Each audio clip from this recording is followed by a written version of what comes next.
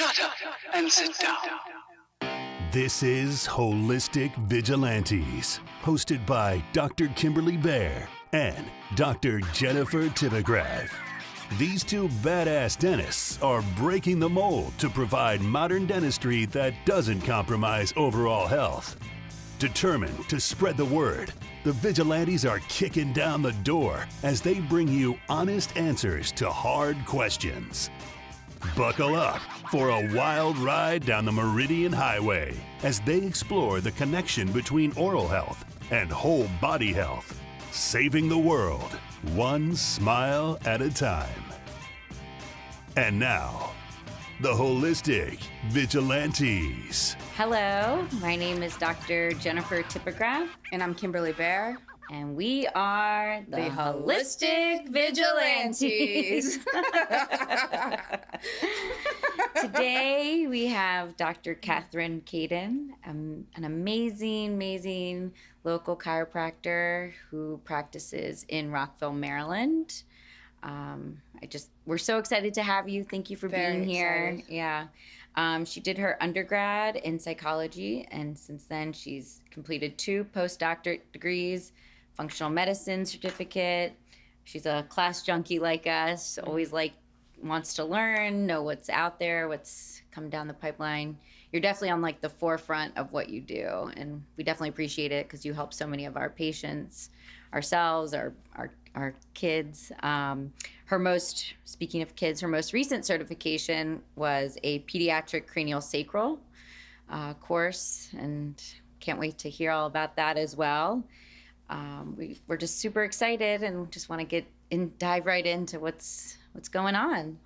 Awesome. So yeah, obviously for people out there, they've heard a lot of different terms: chiropractor, physical therapist, osteopath, all these different bodywork type people. Mm-hmm. So if you don't mind just starting off with what you do and how you're kind of different. Yeah. Sure. Well, thanks for having me. Yeah. It's super exciting for me because anything holistic is just my wheelhouse. And it's an honor to be able to work with folks who kind of get what, from a holistic point of view, the importance of the connection between the airway and the mouth and our health, and how that relates to the nervous system. So chiropractic is, as you mentioned, really misunderstood. A lot of people think we're bone setters or back crackers, and it couldn't really actually be further from the truth. Yes, we use the spine as a lever to, and there are a variety of different techniques. Some of them have no force at all, which seems odd, but anything's possible, right? With energy. And physical therapy is just a different program. It is absolutely so important. And if somebody has, repetitive muscular problems or, it's just a different mindset. And it's usually the next step after, a medical consult for whether it's pediatrics or, grown-ups or whatever, just to kind of help people with a problem. Or strengthen muscles. Exactly. Yeah. Exactly. Or joint range of motion, et cetera, which definitely is a goal as a chiropractor, but it's not neurologically based. It's very different. It's more muscle and structure of the bone. Osteopaths are amazing. The training, it depends on the training. So like a true osteopath, I'd seek those out. They're rare. I know some in the area, and it's different than just a regular, just having a DO. And that's not a criticism for my DO friends. It's just the licensure, they're electives. Yeah. And that's not, our licensure is not electives. We have to do, that's our mode of treatment, if you will. Yeah. So I hope that helps clarify a little bit. Thank you. Yeah. Yeah. So if you can just tell us, describe the type of chiropractic work you do and how it's more prevention. Obviously you treat symptoms if someone comes in, but how it's more prevention based and just how it contributes to the overall holistic approach to treatment. There's, in dentistry and in every form of medicine, and there's traditional, and it's all over. And people really focus in on their niche. And and you're definitely unique because there's a lot of chiropractors in the area. And we're fortunate to live here because there's so many great practitioners, but you're definitely unique. Yes. So if you could just tell us how. Well, I'm the perennial student.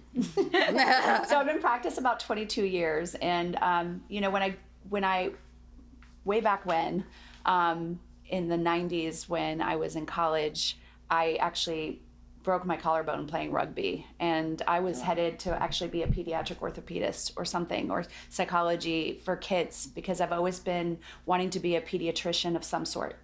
And clearly that was not the path of the universe for me. God had other plans, and so when I broke my collarbone, like nothing else fixed it, and I was told I'd be disfigured. I got addicted to Percocet, and it was awful. And lo and behold, I ended up in a chiropractor's office, and I still wanted to work with kids, And so in chiropractic school, there was a focus towards the end of my program, and then I found out about the diplomate, the postdoctorate, and I don't stop at certificates or anything like that. I go through the whole thing. And so I finished it when I was actually pregnant with my first, 10 and a half years ago, October of 2010. And it felt like the culmination of everything. So my focus really is, as my mentor says, the first 1,000 days, which is preconception to age 2. We have a unique opportunity before the age of 6 to really affect the cranium, to affect everything. And there's a quote, and I'll have to get it to you because it's really amazing, from 1967 from one of the major people in the chiropractic profession, that we basically spend the rest of our lives after age 6 or 7 fixing problems that were kind of ingrained from that time. I feel like we all took a deep breath with that. I know. It's true, right? I wish I had known you when my children were little, right? But I mean, there's a lot that can be fixed afterwards, but people are saying, like, why are we seeing more tongue ties and lip ties? Why is everybody needing palate expansion? And, why does my kid have this or that? And I'm like, well, epigenetics, the issue started way back when, and this is just like how we can manage it now. I don't love management, so I'm brain-based. I'm a brain-based chiropractor. I love to see you as soon as I can. My mission's really like fixing people before they're conceived, as soon as I can get my hands on you, not because I want to crack your back. I want to help you to express optimally. We all have the potential for optimal expression, and traditionally, I love my traditional colleagues too, because if I have an emergency and God forbid, my arm's broken and I'm shooting out blood out of an artery, no chiropractor, no holistic dentistry. I'm going right to the ER, right? Yeah. But if I can stay out of the ER, of course, if I can stay out of traditional, it's just a very different mindset. It's a very different focus. It's definitely more European, don't you agree? Yeah, well, yes. Yeah. Insurance doesn't cover preventative work. Nope. Because in this country, you go to the doctors when you're sick, and you don't go to the doctors to not get sick. Correct. Yeah. Yeah, it's so backwards. It's so backwards. Well, so a lot of people talk about prevention, even, moving that way. Chiropractors are a little different, and we're salutogenic. We believe you are inherently recuperative. You are inherently able to function, given the potential, given the space. We have innate healing capacities. And the modern medicine does not at all respect innate healing capacities. No, it gets in the way. Gets in the way. Yeah, it gets in the way. And I mean, I'm just, I don't want to be like a pharma customer. Yep. Yeah. I definitely. I hear you. I just want to say, so I guess I met you. I just opened my practice, and I was trying to. I opened it from scratch. I think it was 2000, and I went to maybe it was 2001. 2001. Yeah, 2001 or 2. Because I moved up. Yeah. It must have been 2002 actually. Yep. And I went to a holistic moms meeting at your practice. Yes. Someone suggested you should get involved in the community, and I went, and I had no idea that you could work on children and do that stuff. And I remember going and just being blown away. And I see a lot of your clients and just hearing their stories. And it's amazing. It's really the family. I love the family focus, and especially with what our kids have to deal with now. So much. I love it when I hear Jennifer is such a good mom. But I think it's great what you do.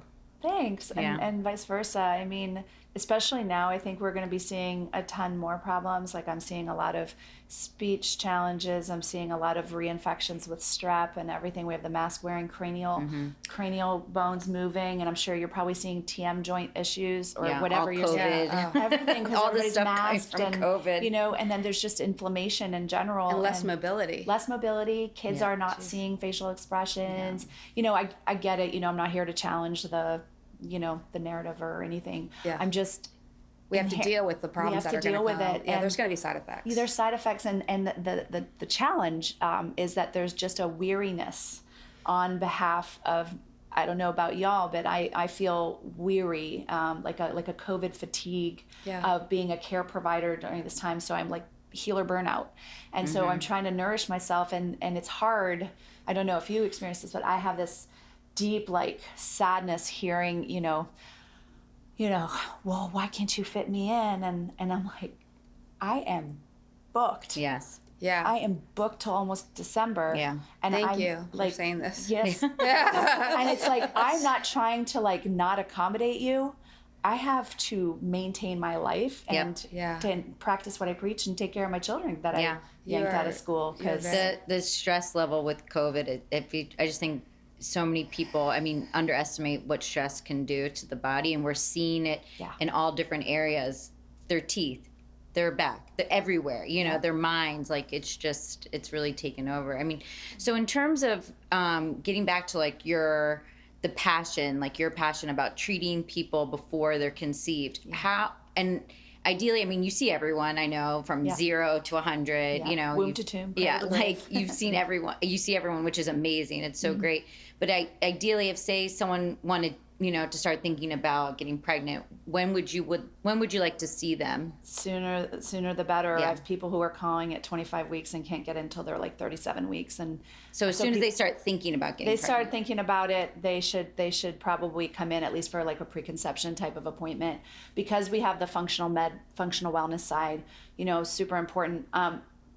What I usually do is I like to empower and educate my patients to make their decisions, and the aspects and the reason why it's relatively simple to kind of encourage them, minus the fact that they get freaked out if they're going to have to spend thousands on an appliance. And I'm like, it's thousands now or many thousands later. You mean a dental appliance? Yes, or something like that. So I'll have a conversation with them. And when I'm reporting to my patients, because I do a report of findings before I, adjust or treat anyone, because I want to make sure we're on the same page, And when I share about how the nervous system is being affected, because we try to ascertain with HRV and surface muscle tension in the SEMG and a thermal scan, how their nervous system's working, the flight or fight, the vagus nerve, how that's functioning, then I'm able to explain that there are, in my mind now, 6 T's. I used to say 4 T's or 3 T's, but they are traumas, like physical stressors, toxins, chemical stressors, thoughts, emotional stressors, technology, Wi-Fi, technological stressors, tethers I added because it can be the tongue tie and lip tie, but it can also be scar tissue. The restrictions prevent the fascia from expanding, and then game over. The nervous system has to work harder. And that's on adults and children. On adults and children, 100% of the time, and it tends to be worse in adults, right? Because then we have the apnea and all that. And then I added terrain, because your environment and microbiome to begin with. If you take somebody who has a disrupted microbiome and somebody who has tethers, probably the mom had a disrupted microbiome and had some autoimmune toxicity and so forth, and then you develop the tethers and all that stuff at a higher rate. You have all this preloaded situation, and then you have one car accident and they're like, oh, you're fine because you didn't have a bruise or blood. But think about what happened to the neurology of that person. It can't regulate as well. So one of my issues with a lot of the dental community is there's not like optimal timing of releases. There's not optimal timing on things, because someone comes to me like post revision and they're disorganized, and I haven't seen them beforehand, and I'm like, oh my God. So I have to like gird my loins, so to speak, and be like, oh my gosh, don't make the parent feel bad. They did the best that they could, because they went out and got that revision that helped whatever XYZ issue there was. or then there's the providers that are like, there's no issue here. And it's like, are we not looking at function anymore? Are we just looking at structure? And just for our listeners, the tethered oral tissues, TOTS, can be a lip tie, can be a tongue tie. Bugles. Yeah. There's, It's amazing the research, especially in other like New Zealand and Australia on these things. It's such a hot topic with adults and research.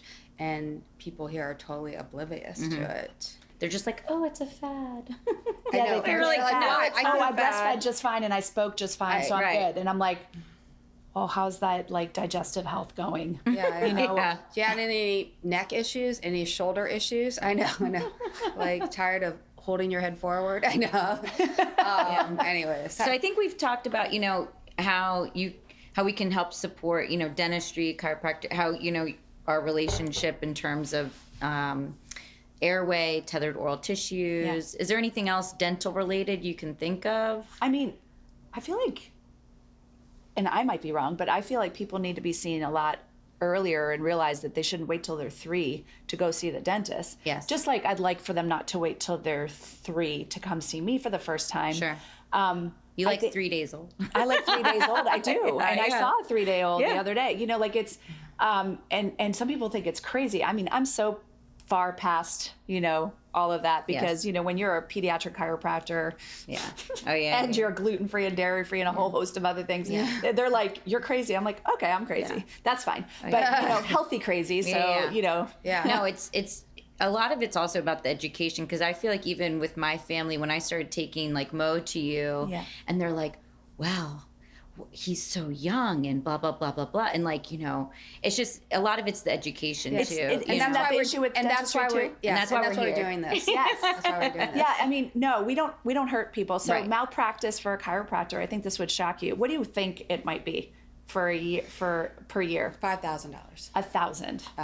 $1,000. Yeah. For millions of coverage. Yeah. And I mean, we are not hurting people. Right. So there's just a misunderstanding about what we do because of movies, because of, good God, TikTok videos and YouTube. Some of them, I ask my patients now, I'm like, what have you heard about chiropractic? And they're like, so I watch these TikTok videos. I'm like, let me tell you what this is. Let me tell you what this isn't. Yeah. And I'm like, I can understand that. And, I think it's just the empowering the mom or the parent or the dad to just know that what they are doing for their child is best, and community. So I think the beauty of this is that it's encouraging, because one of the biggest issues I had in just choosing what I chose, like I chose to not circumcise my boys or, whatever it is that I have chosen, I felt like an island.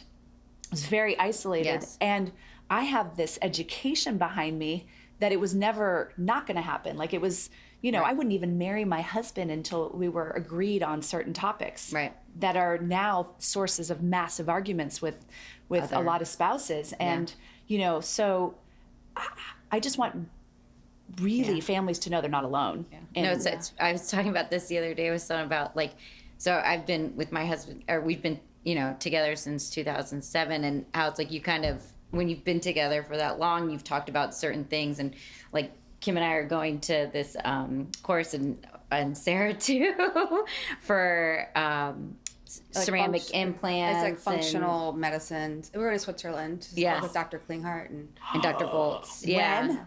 We're supposed to go next month.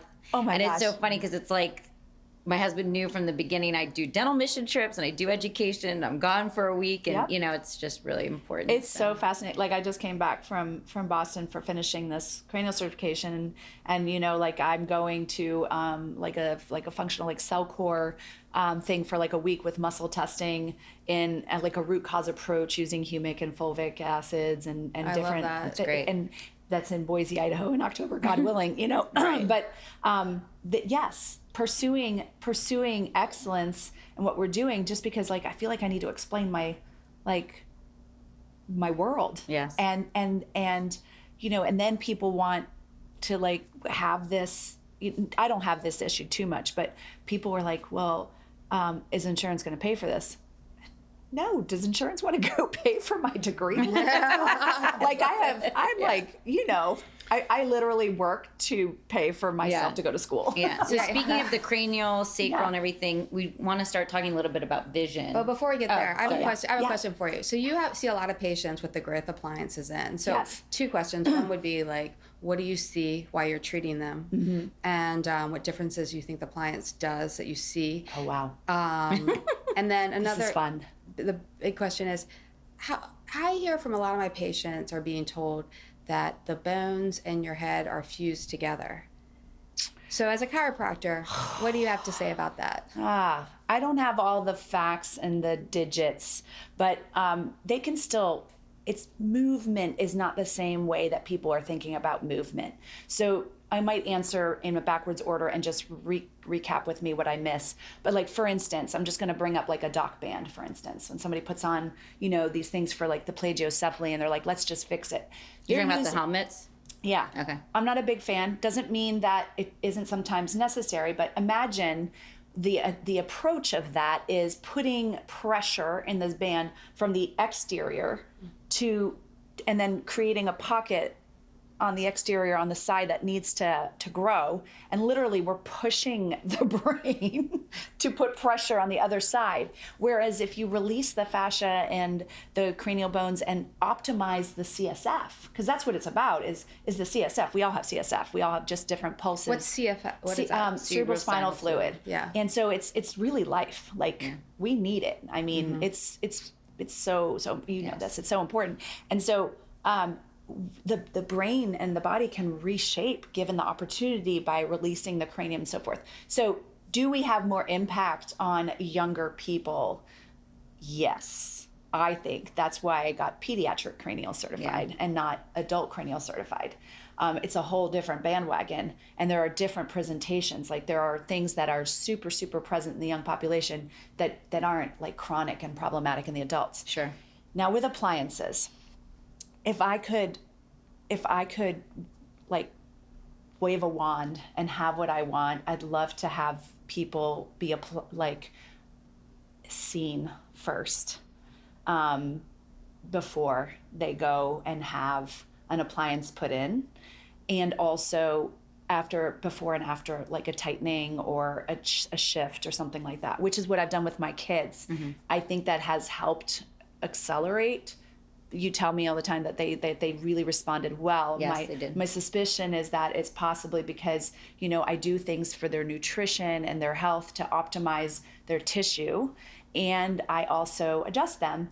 Now I've learned more, and so my eyes were like wide open after finishing this cranial. I have taken this same type of coursework so many times in the last 25 years, and I finally was like, okay, I'm going to do this certification, even though it's like feels so outside my wheelhouse.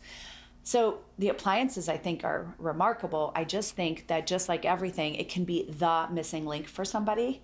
And I think that if they haven't pursued a whole heck of other stuff, that they perhaps will not have the benefit. This is an opinion. I don't have anything to substantiate it. But like somebody who's just walks off the street and you're like, oh, you need an appliance. They probably do. But they probably should also get a diet change, chiropractic care, find out. People who are having the problems, right? Like, no, it's not one problem. It's not one problem. So that's my thing is, probably they need serapeptidase and some arabinase and some things to like, maybe they need dairy-free diet if they're having sinus stuff. Like, sure. We completely agree with you. Oh, okay. Yeah. No, okay. So we're like all about nutrition and body work. And, so I feel like that's, and I feel that the lens of a chiropractor who does cranial is super, super different. And my favorite thing is little people. Yeah. So, I have some friends who are craniopaths, and they sometimes will send out the bigger people. But the first question I think was around like, the changes you've seen. The changes and so forth. This is fascinating. And this is what got me so excited. And this is probably why you've seen an increase in me going, oh my gosh, you got to go see these guys. And I literally tell everybody. So in my program for neurodevelopment, which I'm far from done because, again, addicted to learning. And this is for our optimal expression. We need optimal neurodevelopment. And the neurobiology of disease, everything's epigenetics, right? We're all on the same page. Well, from the stressors and all that stuff, these kids are born in flight or fight, which we're somewhat supposed to be, but they're staying in flight or fight.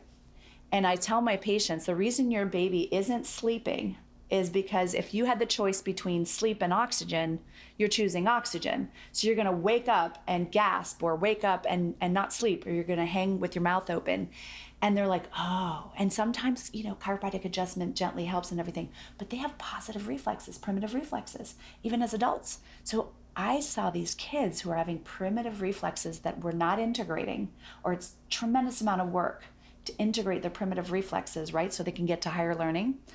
They're supposed to be integrated by the time we're 1 to 2, and I'm seeing moro reflex still, or acoustic blank, or rooting, or palmar, or spinal gallant. And get this, I saw it even in my own child, and I had done all the things. And my colleague, who had a child 2 years older than me, out in Kansas, and she said, so we did an ALF appliance. We did the revision after 9 months of the appliance. She told me like how she commuted for 4 hours every 5 to 6 weeks, which was longer than was optimal, right, for the tightening and everything. But that's how committed she was, because the only person she had was that far away. And game changer. Like, we saw a difference in the cervical curve. All of a sudden, the neurology improved, and the reflexes were tested before and after the ALF placement, gone. And so I saw that in my son. Mm-hmm. I'm like, oh my gosh, his posture went straight up over his shoulders. Yeah. And all of a sudden, it was remarkable. So I have seen remarkable changes. I think that there are people jumping on bandwagons, and there are probably, I might be wrong, but there are probably practitioners who are just throwing in appliances and willy-nilly, and people are having some problems too. And I feel like that can mess you up worse, but yeah. So with everything, it's definitely case dependent. I definitely notice with my own appliances, I'm, like everyone else, adrenal fatigue, I'm a mess. But I definitely, and I struggled with an appliance years ago when I first started, and with the ALF, I struggled because I have a gag reflex. But I definitely could tell right away. It took me about a week for that to go away. But it could tell right away, as soon as I put it in, like my blood pressure drops. I go to parasympathetic. So like now when I'm stressed, I'm coming home, or I get on an airplane, which I have a little panic attack, I get a little claustrophobic. Oh, really? I put it in, and then I relax. It's amazing. Yeah. And I feel like it's an additional opportunity for the nervous system to kind of come down out of things. And I know it's part of my path, and I know that I have to be ready. I feel like I have to be ready for it. I'm getting there. And at the same point in time, because I realized the gravitas, like I realized it because I saw how much it shifted my family. Yeah, it's amazing. And chiropractic can access that as well for people. Can we tell you directly chiropractic affects the vagus nerve? Like, the studies aren't directly saying that, but they're indirectly showing that.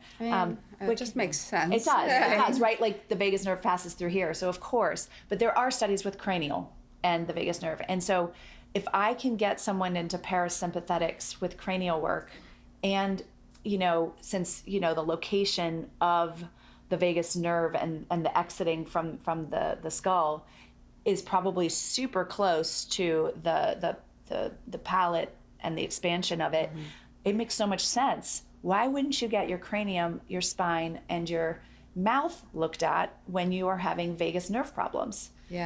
Which everybody in society, all their problems are vagus nerve problems. Everybody's got these I've got my Oura ring here, and everybody's like biohacking their bodies with like, oh, I have to have a monitor, and they're like, why can't I get my heart rate variability up? And it's like,